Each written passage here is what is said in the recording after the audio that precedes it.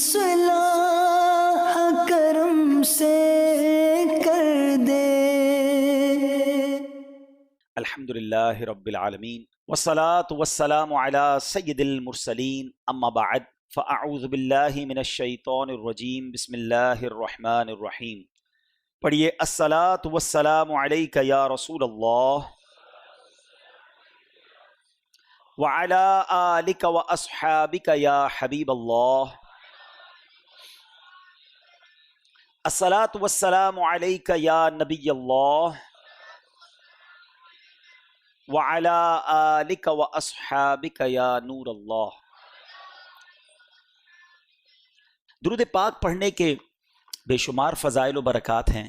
مصطفیٰ جان رحمت شمع بزم ہدایت صلی اللہ تعالیٰ علیہ وسلم کے بہت سارے فرامین، حدیثوں کی کتابیں بھری ہوئی ہیں فضائل درود میں، اور کچھ بڑے خوبصورت واقعات بھی کتابوں میں فضائل درود میں لکھے۔ ایک بڑا پیارا واقعہ ہے، اور مولا علی شیر خدا کرم اللہ تعالیٰ وجہ الکریم سے اس کا بڑا خاص ٹچ ہے اس واقعے کا، تو میں نے سوچا یہی واقعہ بیان کرتے ہیں۔ کہ ماجرا یہ ہوا کہ ایک بار ایک فقیر چند غیر مسلموں کے پاس گیا بھیک مانگنے کے لیے۔ ان لوگوں کے بالکل سامنے مولا علی شیر خدا کرم اللہ تعالیٰ وجہ الکریم بھی جلوہ فرما تھے۔ وہ لوگ جانتے تھے کہ ان کے پاس بظاہر مال و دولت کم ہوتا ہے، یہ بھی خاندان مصطفیٰ کا کمال ہے کہ یہ وہ لوگ تھے جو نبی پاک کے خاندان کے لوگ تھے، مگر فقر اختیاری اختیار کیا تھا۔ یہ چاہتے تو نبی پاک سے عرض کرتے، خود پیارے آقا کا فرمان ہے جس کا مضمون ہے کہ میں چاہوں تو یہ پہاڑ میرے ساتھ سونے کے بن کر چلنا شروع ہو جائیں۔ نبی پاک کے پاس تو خزانوں کی کمی نہیں تھی، آپ بھی فقر اختیاری یعنی غربت اختیار کرتے تھے، ڈیلیبریٹلی اپنے پاس مال نہیں رکھتے تھے، اور یہی انداز میرے آقا کے گھرانے کا بھی تھا۔ ان کفار نے، ان غیر مسلموں نے مذاق اڑانے کے لیے بھکاری سے کہا کہ جاؤ ان سے مانگ لو۔ مولا علی کی طرف اشارہ کیا تو وہ بھکاری آپ کے پاس آ گیا۔ اچھا وہ سامنے ہی بیٹھے تھے، تو مولا علی شیر خدا سے کہا آپ بھی مجھے اللہ کے نام پہ کچھ دیں۔ تو بظاہر اپیرنٹلی کوئی کیش نہیں تھا آپ کے پاس، کوئی چیز نہیں تھی دینے کے لیے، تو آپ نے کیا کیا کہ اس کی ہتھیلی پر 10 بار درود پاک پڑھ کر دم کر دیا، اور فرمایا ہاتھ بند کر لو، مٹھی بند کر لو، اور جاؤ وہ جو سامنے جنہوں نے بھیجا نا ہمارے پاس، ان کے پاس جا کے کھول دینا۔ اچھا وہ دوبارہ ہنسنے لگے کہ کچھ بھی نہیں دیا، پھونک مار دی اور کہا مٹھی بند کر لو۔ اب جب وہ فقیر سامنے جا کر اپنی مٹھی کھولتا ہے تو اس مٹھی میں سونے کی اشرفی ہوتی ہے جس کو دینار کہا جاتا ہے۔ اب جب یہ کرامت دیکھی تو کئی لوگ اس میں کلمہ پڑھ کر مسلمان ہو گئے۔ تو یہاں جو ہے درود پاک کی فضیلت بھی پتہ چل رہی ہے، اور پڑھنے والے کی فضیلت بھی پتہ چل رہی ہے کہ اللہ کریم نے اپنے نیک بندوں کو کیسے کمالات سے نوازا، اور درود پاک جو ہے یہ ہماری زندگی میں شامل رہنا چاہیے، زیادہ سے زیادہ پڑھتے رہا کریں۔ اللہ مجھے اور آپ کو کثرت کے ساتھ درود پاک پڑھنے کی توفیق عطا فرمائے، محبت کے ساتھ بآواز بلند درود پاک پڑھ لیں۔ صلو علی الحبیب صلی اللہ تعالی علی محمد صلی اللہ علیہ وسلم۔ پیارے پیارے اسلامی بھائیوں، سب سے پہلے میں آپ کو یہ بتاؤں کہ 10 محرم کا دن، اگر میں یہ کہوں تو غلط نہیں ہوگا، the most important day in the history of universe، in the history of اسلام، یعنی اسلام کی بھی اور اس کائنات کی بھی ہسٹری کا اگر موسٹ امپورٹنٹ ڈے اگر کوئی ہے وہ 10 محرم کا دن ہے۔ یعنی عاشورے کے دن اتنے واقعات ہوئے ہیں، آپ قرآن پاک کا مطالعہ کریں، آپ انبیاء کی ہسٹری پڑھیں، تو بہت سارے وہ واقعات جو شاید اس پوری دنیا کے لیے ٹرننگ پوائنٹ تھے، مگر وہ واقعات کس دن اللہ تبارک و تعالیٰ کی رضا سے ہوئے؟ وہ 10 محرم کا دن تھا۔ فار ایگزامپل حضرت آدم علیہ السلام کی جو ولادت ہوئی، وہ یعنی جو پیدائش کی گئی، آپ کو بنایا گیا، تخلیق کی گئی، یہ 10 محرم کا دن تھا۔ اٹ مینز جہاں سے ہیومینٹی اسٹارٹ ہوتی ہے، ہم آدمی کیوں ہیں؟ حضرت آدم کی اولاد سے ہیں، تو حضرت آدم کو ہی 10 محرم کو بنایا گیا۔ اسٹارٹ آف آپ یہ کہہ سکتے ہیں کہ انسانیت کی جو ابتدا ہو رہی ہے، تخلیق آدم جو ہوتی ہے وہ 10 محرم کو ہوتی ہے۔ پھر آپ کو جنت میں جو داخل کیا گیا وہ بھی 10 محرم ہی کا دن تھا۔ حضرت آدم علیہ السلام کی جو توبہ قبول ہوئی وہ بھی 10 محرم ہی کا دن تھا۔ یعنی حضرت آدم علیہ السلام کی زندگی کے اہم ترین جو وقت تھا، جو بھی ایونٹ آیا، وہ 10 محرم کا دن تھا۔ اچھا اب آتے ہیں کہ حضرت ابراہیم خلیل اللہ علیہ نبینا علیہ السلام کی پیدائش، آپ خلیل اللہ ہیں. اور یہ بھی آپ کو پتہ ہونا چاہیے کہ نبی پاک علیہ الصلوۃ والسلام کے بعد انبیاء میں سب سے زیادہ بڑا مرتبہ اگر کسی کا ہے تو وہ حضرت ابراہیم علیہ الصلوۃ والسلام کا ہے. سارے دینوں میں یہ ایک بات بڑی سگنیفیکنٹ ہے کہ 4 جو بڑے آسمانی کتابیں تھیں اور آج بھی جو آسمانی دین کہلاتے ہیں اس میں سب میں حضرت ابراہیم کی بڑی جو ہے نا یوں سمجھے کہ عزت ہے, احترام ہے اور ان کا مقام ہے. بہت کمال کی ہستی ہیں. کبھی انشاءاللہ موقع ملا تو حضرت ابراہیم کی ہسٹری پر بہت کچھ ہے ان کی ہسٹری میں, مگر ان کی ہسٹری میں بھی ان کی لائف کا بھی جو ٹرننگ پوائنٹ تھا کہ جب آپ کو نمرود کی آگ سے بچایا گیا, آپ کو آگ میں جو ڈالا گیا تھا اور وہ آگ میں سے جو آپ نجات ملی آپ کو, وہ بھی 10 محرم ہی کا دن تھا. آپ سمجھ رہے ہیں بات کو؟ اچھا اب آگے چلتے ہیں. حضرت موسیٰ علیہ الصلوۃ والسلام, سبحان اللہ, قرآن میں سب سے زیادہ جس نبی کا ذکر ہے وہ حضرت موسیٰ علیہ الصلوۃ والسلام ہے.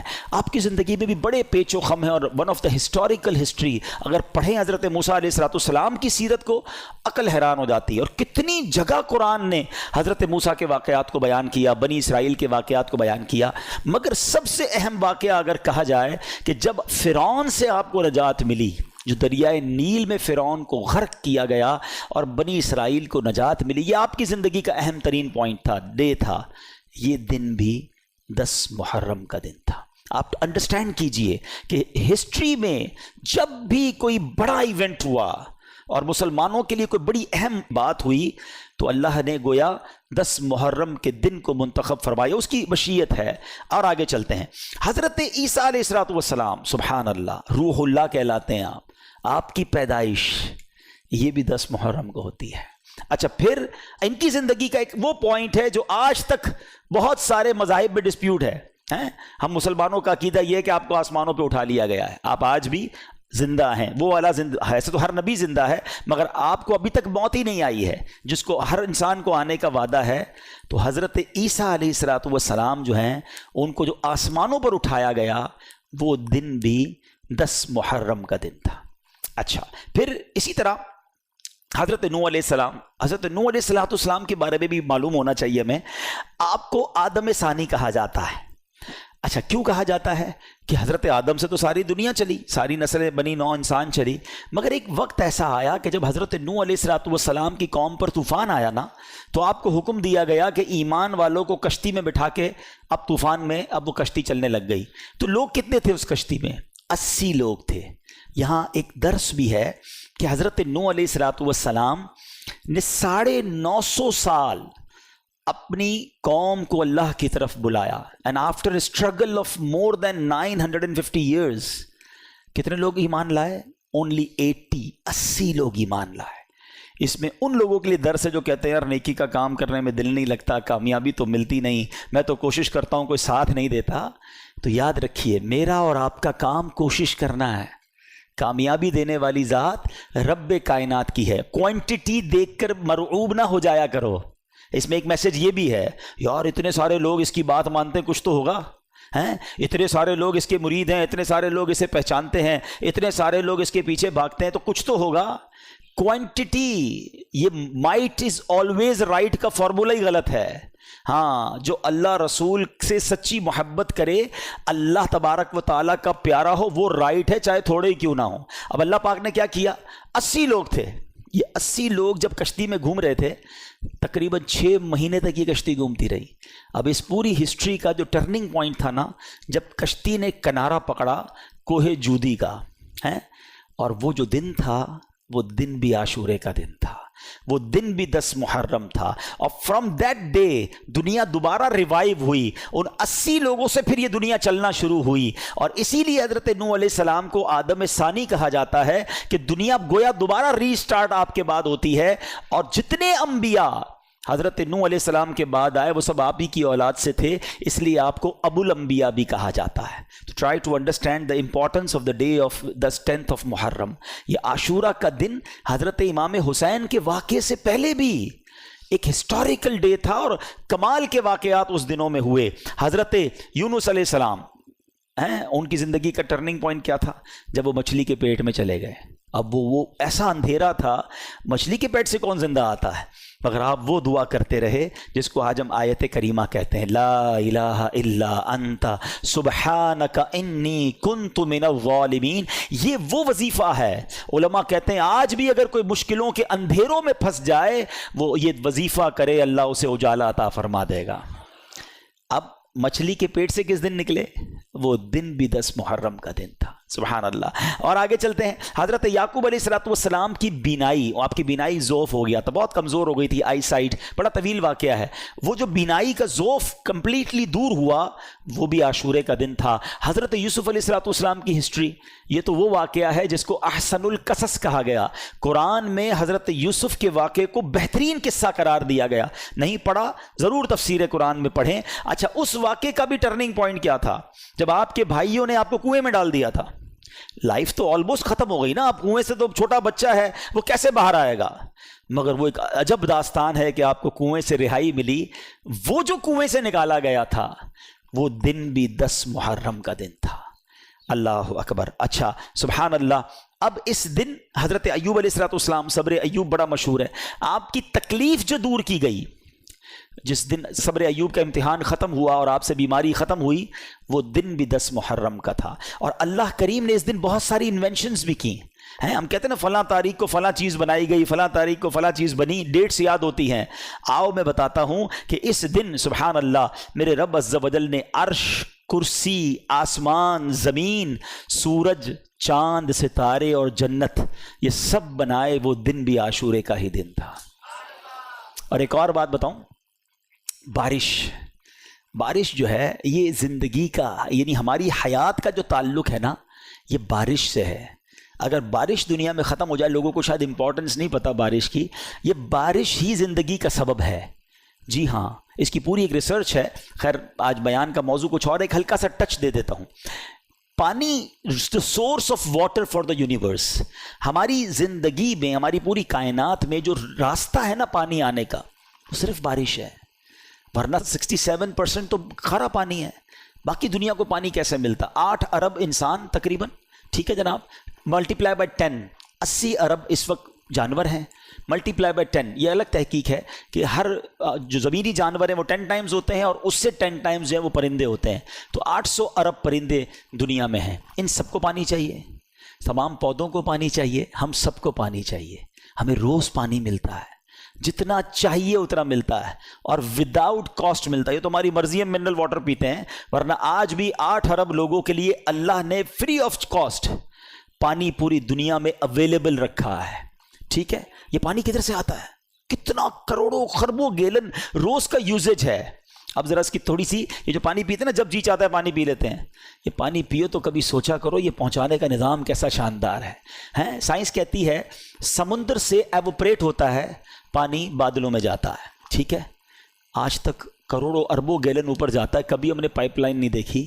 یہ اللہ کریم نے کیسی پائپ لائن بنائی ہے جو نظر نہیں آتی اور یہ پانی اوپر چلا جاتا ہے۔ چلے بھائی اوور ہیڈ ٹینک میں چلا گیا، تقریباً جتنے بیٹھے ہیں سارے فریکوینٹ فلائر ہیں، کئی بار جہاز میں بیٹھے بادلوں سے گزرے، کہیں کوئی ٹینک نظر نہیں آیا۔ کدھر ہے وہ ٹینک جو بادلوں میں ہے؟ نظر نہیں آتا، مگر وہ سیکیور ہے بادلوں میں، جب رب چاہتا ہے بارش برستی ہے۔ چلے جناب یہ بھی سمجھ آ گیا، یہ پانی تو کھارا اوپر گیا تھا، آج اتنی سائنس ترقی کر گئی، کتنے بلین ڈالر جناب پلانٹس میں لگائے، بڑے تجربے کیے، جب جا کے سمندر کا پانی پینے کے قابل بنایا، مگر ایسا میٹھا شاید وہ اب بھی نہیں بنا سکے۔ مگر یہ سارا سمندر کا پانی اوپر جاتا ہے، جب نیچے برستا ہے تو کیسا میٹھا اور لذیذ ہوتا ہے۔ سب سے اچھا منرل واٹر آج سائنس کہتی ہے، قرآن نے پہلے کہہ دیا بارش کا پانی مائے مبارک ہے، اس میں شفا ہے، لیکن آج سائنس کہتی ہے the most beautiful clear crystal water, جو منرل واٹر ہے وہ بارش کا پانی ہے۔ چلیں جناب وہ کدھر فلٹر ہوا؟ ادھر کون سا پلانٹ ہے جو نظر ہی نہیں آتا؟ میں اور آپ کئی بار بادلوں میں جہازوں میں گئے، کوئی ایک سائڈ تو فلٹر پلانٹ نظر آیا ہو؟ اچھا جناب فلٹر بھی ہو گیا۔ اب اس کے بعد جناب اگر بارش کا پانی سمندر کے بخارات سے بنتا ہے تو بارش تو کراچی میں برستی، پنجاب میں کیسے برستی؟ ہمارے پاس سمندر تھا، ان کے پاس تو نہیں ہے۔ ہیں پوری دنیا میں کئی ایسے ملک ہیں جہاں سمندر ہی نہیں ہے, وہاں بارش کیسے ہو جاتی ہے؟ اللہ اکبر. رب نے ان بادلوں کی ٹرانسپورٹیشن کا انتظام کیا, ہوا کا نظام بنایا, یہ بادل کو لے کر چلتی ہے اور ہر اس جگہ پر جا کر پانی پہنچتا ہے جہاں انسان کو ضرورت ہے. اچھا بارش برسی, کسی نے کٹورا بھرا, کسی نے جناب ٹینک بھر لیا, بارش ختم ہوئی, پھر پانی ختم ہو جاتا, دوبارہ کیسے ملتا؟ تو سبحان اللہ, ہم فریج بناتے ہیں ٹھنڈا پانی کرنے کے لیے, اللہ نے ناردرن ایریاز میں ایسے فریج بنا دیے کہ جہاں یہ بارش کا پانی کولڈ اسٹوریج میں اسٹور ہو جاتا ہے. سائنس بتاتی ہے کہ اب بھی ایسے کئی گلیشیئر ہیں جو 100 سال سے زیادہ وقت ہو گیا پگھلے ہی نہیں ہیں, وہ اسٹور موجود ہے. جب گرمیوں میں کھپت بڑھتی ہے اب پانی پگھلنا شروع ہوتا ہے, نہروں میں آتا ہے, پوری دنیا میں جہاں ضرورت ہوتی ہے ان علاقوں میں پانی پہنچتا ہے. لوگ کہتے ہیں انڈر گراؤنڈ ٹینک ہونے چاہیے. اللہ نے زمین کو کیسی صلاحیت دی ہے, جتنا پانی ہم نے پینا ہے ہم نے پیا, زمین کو ضرورت تھی زمین نے پیا, ایکسٹرا پانی زمین کے اندر اسٹوریج ہو گیا, جب ہمیں ضرورت پڑی ہم بورنگ کرتے ہیں اندر سے پھر صاف پانی نکل آتا ہے.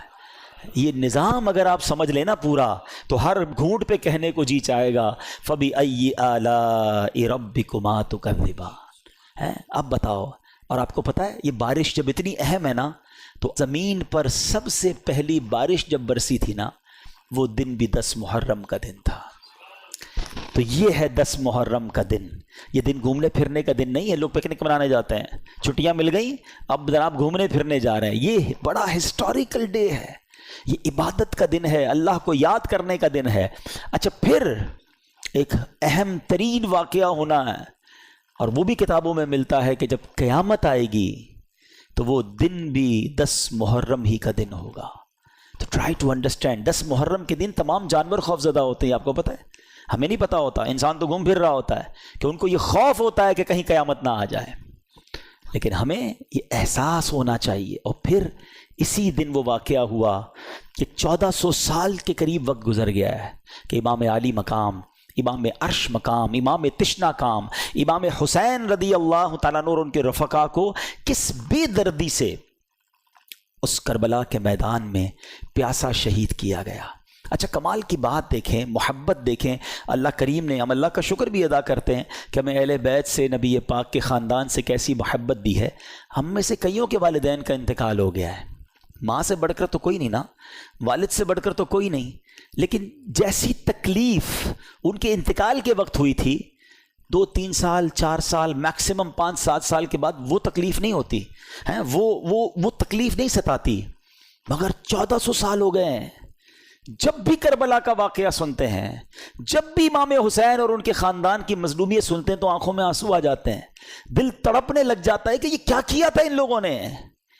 ہیں شاعر لکھتے ہیں نا, جن کو دھوکے سے کوفے بلایا گیا, جن کے بچوں کو پیاسا رلایا گیا, جن کی گردن پہ خنجر چلایا گیا, اس حسین ابن حیدر پہ لاکھوں سلام. یہ ایسا عجیب واقعہ ہوا ہے کہ آج بھی جب سنتے ہیں پڑھتے ہیں تو عقل حیران ہو جاتی ہے. اور یہ ہستی کون تھی, ان کا اسٹیٹس کیا تھا, ان کا مرتبہ کیا تھا, جب یہ سنتے ہیں تو اور عقل حیران ہو جاتی ہے کہ اتنے بڑے مرتبے والی شخصیت کے ساتھ ایسا ظلم. کیا وہ اندھے ہو گئے تھے؟ کیا انہیں سمجھ نہیں تھی کہ ہم کن پر یہ ظلم کر رہے ہیں؟ امام حسین رضی اللہ تعالیٰ عنہ کے مرتبے کو سمجھنے کے لیے میں آپ کو ایک واقعہ سناتا ہوں. ایک بار نبی پاک علیہ الصلوۃ والسلام کی گود میں پیارے آقا کے اپنے صاحبزادے حضرت ابراہیم رضی اللہ تعالیٰ عنہ ہیں اور امام حسین رضی اللہ تعالیٰ عنہ ہیں. جبریل امین آئے اور عرض کرتے ہیں حضور اللہ تعالیٰ ان دونوں کو آپ کے پاس جمع نہیں فرمائے گا, ایک ان دونوں میں سے یعنی دنیا سے چلے جائیں گے, اب آپ ڈیسائیڈ کریں. یہ اختیار دیا گیا کہ آپ کے اپنے بیٹے یا آپ کے نواسے, کس کو رکھنا چاہیں گے؟ نبی پاک نے گویا امام حسین کو سلیکٹ کیا. کچھ ہی دنوں کے بعد پیارے آقا کے صاحبزادے حضرت ابراہیم کا وصال ہو گیا اور نبی پاک امام حسین کو کہا کرتے تھے یہ وہ میرا بیٹا ہے جس کے لیے میں نے اپنے بیٹے کو قربان کیا ہے. لیول آف لو سوچیں کتنا تھا, افیکشن کیسی تھی کہ اپنا بیٹا قربان کر دیا امام حسین رضی اللہ تعالیٰ عنہ پر. میرے آقا فرمایا کرتے حسین مجھ سے ہے اور میں حسین سے ہوں. ہیں، کبھی کاندھے پر بٹھانا ہے، کبھی گود میں اٹھانا ہے، کبھی چومنا ہے، کبھی کہتے یہ میرے پھول ہیں، بالکل لٹرلی میرے آقا پھولوں کی طرح انہیں سونگھا کرتے تھے۔ امام حسن اور امام حسین کا مرتبہ وہ ہے، سیدی اعلیٰ حضرت لکھتے ہیں نا، ان دو کا صدقہ جن کو کہا میرے پھول ہیں، کیجئے رضا کو حشر میں خنداں مثال گل۔ حضور ان دو کا صدقہ جن کو آپ نے پھول کہا تھا۔ ایک اور جگہ سیدی اعلیٰ حضرت گویا اس پورے خاندان کو، پنجتن پاک کو ایک باغ کی طرح سمجھاتے ہیں ہمیں۔ کیا بات رضا اس چمنستان کرم کی، کیسا چمن تھا، کیسا کرم کا باغ تھا، کیا بات رضا اس چمنستان کرم کی، زہرا ہے کلی